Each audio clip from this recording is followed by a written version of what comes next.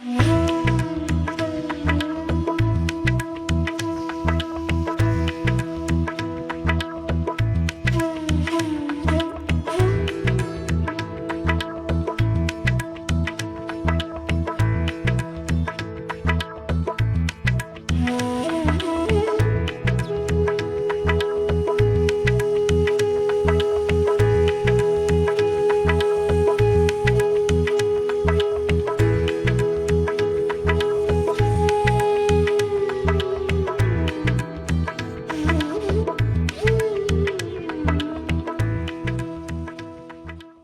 Video শুরুর ক্লিপিংসগুলোই দেখে ইচ্ছা করছে না যে পুরোটা দেখতে, যে এই জগন্নাথ বলরাম সুভদ্রা মায়ের রাজবেশ কেমন হয়। তো চলুন সেটা দেখাবো, কিন্তু সেই রাত্রিবেলা, রাতের অন্ধকারে যাব। এই হোটেলের স্টাফ ওনারের কাছে শুনলাম যে রাত্রিবেলা দারুণ লাগে, তাই সেটা দেখাবো।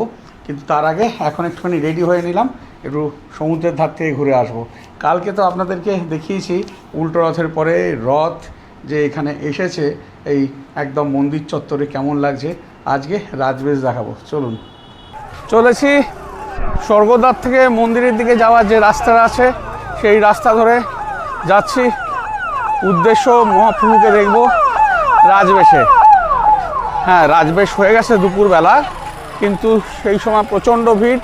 আর আজকের দিনে মানে উল্টো রথের দিন যা ভিড় হয় তার 10 গুণ ভিড় বেশি হয়, যে কারণে আমি সেই সময় আর আসিনি। এই রাজবেশ দেখার জন্যই এখন চলেছি মন্দিরের উদ্দেশ্যে। তো চলুন দেখতে থাকুন, চেষ্টা করছি আপনাকেও ভালো করে দেখানো। এই যেন এক জনসমুদ্র, মানুষের রাজ দেখুন, আসা যাওয়ার কোনো শেষ নেই। স্বর্গদ্বার থেকে মোটামুটি এই মিনিট 15 হেঁটেই পৌঁছে গেলাম একদম মন্দির চত্বরের কাছে। গিয়ে দেখলাম দারুণভাবে এই সিংহদ্বারকে সাজিয়েছে, আর 3টে রথ পাশাপাশি দাঁড়িয়ে রয়েছে। জগন্নাথ দেবের রথের নাম নন্দীঘোষ, সুভদ্রা মায়ের রথের নাম দর্পদলন এবং প্রভু বলরামের রথের নাম তালধ্বজ। পুরীর এই জগন্নাথ দেবের মন্দিরে দক্ষিণ দরজা মানে অশ্বদ্বারের পাশে একটা খুব সুন্দর বজরংবলীর মন্দির রয়েছে।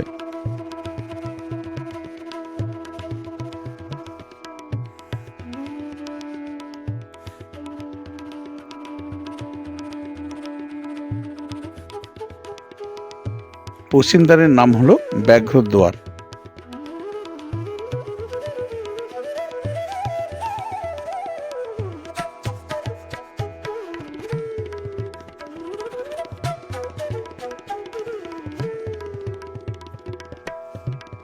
সাংঘাতিক অবস্থা, চারিদিক থেকে ব্যারিকেড করে রেখেছে পুলিশ, যে কারণে কোনো জায়গা দিয়ে ঢোকা যাচ্ছে না। প্রায় 4 কিলোমিটার আরও এক্সট্রা হেঁটে ঘুরে সেই পশ্চিম দরজার দিক থেকে আরও যেতে হলো ওইদিকে, প্রায় 2 কিলোমিটার 2.5 কিলোমিটার মতো গিয়ে তারপরে ওই দিক থেকে ডান দিকে একটা রাস্তা ঢুকেছে, সেই রাস্তাটা ধরে এখন চলেছি। সারা রাত ধরে এরকম ভিড় চলবে, দেখি কতক্ষণে রথের সামনে গিয়ে পৌঁছয়। প্রতি বছর সোজা রথ আর উল্টো রথে এই পুরীতে কিন্তু লক্ষ লক্ষ পুণ্যার্থীর সমাগম ঘটে। হেঁটেই চলেছি, রাস্তার কোনো শেষ নেই, শুধু মানুষের ঢল দেখুন চলেছে। 6 কিলোমিটার হেঁটে এসেও এখনো ওইখানে ঢুকতে পারিনি, এখনো চলছি। কোথায় যে ওই রাস্তাটা পাবো ঢোকার জন্য কিছুই বুঝতে পারছি না, হাঁটছি এখনো। যাই, যতই হাঁটতে হোক দেখবো তো আজকে বটেই। মহাপ্রভু যখন টেনেছে, অত দূর থেকে এসেছি, তা মহাপ্রভুর দর্শন তো করবই। বলরাম সুভদ্রা ওনারাও আছেন, ওনাদেরও দর্শন করব, সেই আশা নিয়ে এসেছি।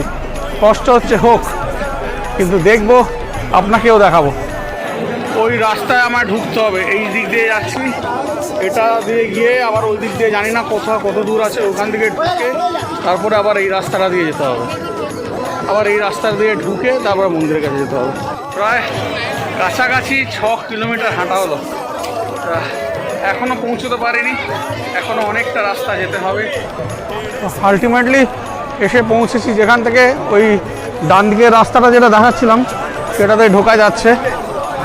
এবারে ঢুকে স্ট্রেট গিয়ে পরে রথেতে ওনাদেরকে দর্শন করা যাবে।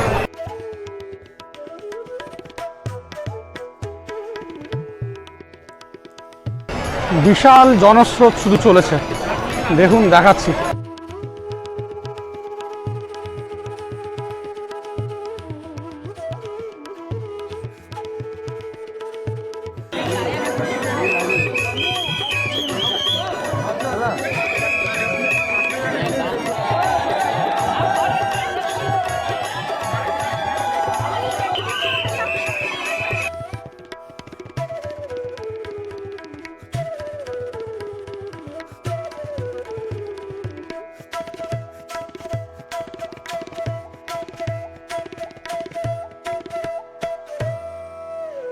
কালকে যা ভিড় ছিল তার 15-20 গুণ ভিড় আজকে। কাল তো সেভাবে কোনো ভিড়ই ছিল না। পুরীর জগন্নাথ দেবের রথযাত্রার অঙ্গ হিসেবে উল্টো রথ বা বাহুড়া যাত্রার পরের দিন যে বিশেষ উৎসবটি পালিত হয় তা হলো সোনাবেশ বা সুনাবেশ। এটি রাজাধিরাজ বেশ বা রাজরাজেশ্বর বেশ নামেও কিন্তু পরিচিত। এই দিন জগতের নাথকে রাজকীয় রূপে স্বর্ণালঙ্কারে কিন্তু সাজানো হয়ে থাকে। উল্টো রথের পরের দিনও কিন্তু জগন্নাথ, বলরাম, সুভদ্রা মায়ের 3টে রথ মন্দিরের মূল যে দরজা সিংহদ্বারের সামনেই দাঁড় করানো থাকে এবং সেদিনও কিন্তু 3 দেবতা সেই রথেতেই অধিষ্ঠান করেন এবং সেখানে তাদেরকে পরিষ্কার করে তাদেরকে স্নান করানো হয় এবং তারপরে নতুন পোশাক পরিচ্ছদ পরানো হয়, বিভিন্ন রকম ফুল দিয়ে সাজানো হয়, তাদেরকে কর্পূর লাগানো হয়। সব মিলিয়ে কিন্তু একটা দারুণ উৎসব পালিত হয়। জগন্নাথের মাসির বাড়ি মানে গুন্ডিচা মন্দির থেকে ঘুরে আসার পর শ্রীমন্দিরের সিংহদ্বারে প্রধান সড়কের ওপর যখন নন্দীঘোষ, তালধ্বজ ও দর্পদলন এই 3টি রথ এসে দাঁড়ায়, ঠিক তখনই কিন্তু এই আচারটি পালন করা হয়। সাধারণত আষাঢ় শুক্লপক্ষের একাদশী তিথিতে এই উৎসবটি পালিত হয়। সারা বছর শ্রীমন্দিরের গর্ভগৃহের রত্ন সিংহাসনে সমাবেশ হলেও এটিই একমাত্র সুযোগ যখন ভগবানকে রথের ওপর খোলা আকাশের নিচে সোনার সাজে সরাসরি দর্শন করা যায়। এর ফলে জাতি ধর্ম নির্বিশেষে সমস্ত ভক্ত ও দর্শনার্থীরা এই অপূর্ব রূপ চাক্ষুষ করার সুযোগ পেয়ে থাকেন। মন্দির সূত্রে প্রাপ্ত তথ্য অনুযায়ী এই বিশেষ দিনে 3 দেবদেবীকে সাজাতে প্রায় 200 থেকে 208 কেজি মানে প্রায় 12,000 ভরি ওজনের খাঁটি সোনার অলংকার ব্যবহার করা হয়। মন্দিরের রত্নভাণ্ডারের বাহারা ভাণ্ডার থেকে সশস্ত্র পুলিশ ও মন্দির আধিকারিকদের তত্ত্বাবধানে এই মহামূল্যবান গয়নাগুলোকে বের করে নিয়ে এসে যার যার যেসব গহনা সেই গহনাগুলোকে সেই রথেতে নিয়ে যাওয়া হয়। সোনার গহনাগুলোর মধ্যে যেমন রয়েছে শ্রীমুকুট, 3 দেবতার জন্যই বড় আকারের বিশাল সোনার মুকুট রয়েছে। শ্রীহস্ত মানে সোনার হাত, ভগবান জগন্নাথ ও বলভদ্রের জন্য আলাদাভাবে সোনা দিয়ে তৈরি হাত রয়েছে। শ্রীপেয়ার মানে সোনার পা, প্রভুর চরণে পরানোর জন্য সোনার পায়ের পাতা রয়েছে। শ্রী ময়ূর চন্দ্রিকা, প্রভু জগন্নাথের মুকুটের সঙ্গে যুক্ত সোনার ময়ূর পালক। শ্রীকুণ্ডল, ঝুলন্ত বলের আকৃতির আকর্ষণীয় সোনার কানের দুল রয়েছে। শ্রী রাহু রেখা, দেবতাদের মুখের চারপাশে অর্ধবর্গাকার বা চন্দ্রাকার সুরক্ষামূলক সোনার অলঙ্কার রয়েছে। শ্রীচিতা, প্রভুর কপালে বা তৃতীয় চোখের স্থানে খচিত অলঙ্কার। শ্রী চুলপতি রয়েছে, কপাল ও চুলের সংযোগস্থলে পরিধানের বিশেষ অলঙ্কার। বিভিন্ন হার মালা রয়েছে। এছাড়াও শ্রীগদা, শ্রীপদ্ম, সোনার তৈরি শঙ্খ, শ্রীচক্র এসব অনেক কিছুই কিন্তু রয়েছে এই গয়নাগাঠির মধ্যে। সারা বছর এই মন্দিরের ভেতরে বিভিন্ন জাতির মানুষ কিন্তু প্রবেশ করতে পারেন না, যে কারণে এই একটা বিশেষ দিনে এই 3 দেবতা জগন্নাথ দেব, বলভদ্র এবং সুভদ্রা মাকে এই সুন্দর সোনার বেশে সাজানো হয়, যাতে জাতি ধর্ম নির্বিশেষে সমস্ত দর্শনার্থী, সমস্ত পুণ্যার্থী এই 3 দেবতাকে দর্শন করতে পারেন। এই দিন কিন্তু কোনো রকম বাছবিচার থাকে না।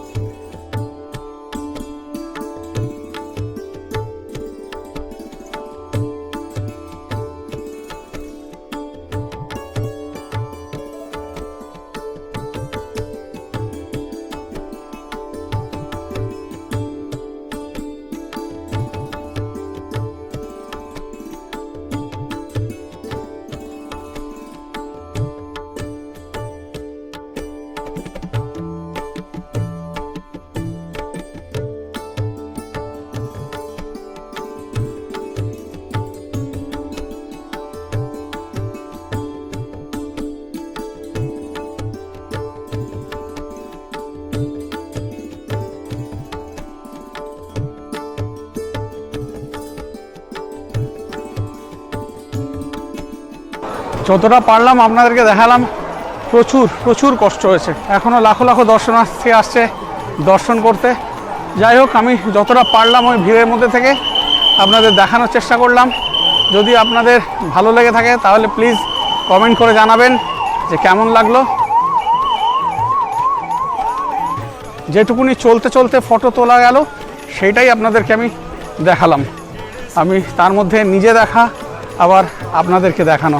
তা যদি আপনাদের ভালো লেগে থাকে তাহলে প্লিজ কমেন্ট বক্সে কমেন্ট করে জানাবেন যে কেমন লাগে। ঘড়িতে এখন রাত 12:35, কিন্তু এখনও দেখুন রাস্তা আমি দেখাচ্ছি কত লোক, এখনও দোকানপাটে কেনাকাটার পর্ব চলছে।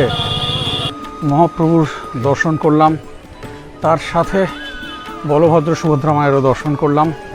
গতকালও দেখিয়েছি আপনাদেরকে, গতকাল রথ ছিল আর আজকে এই রাজবেশ ছিল, সেই রাজবেশও আপনাদেরকে দেখালাম, আমিও দেখলাম।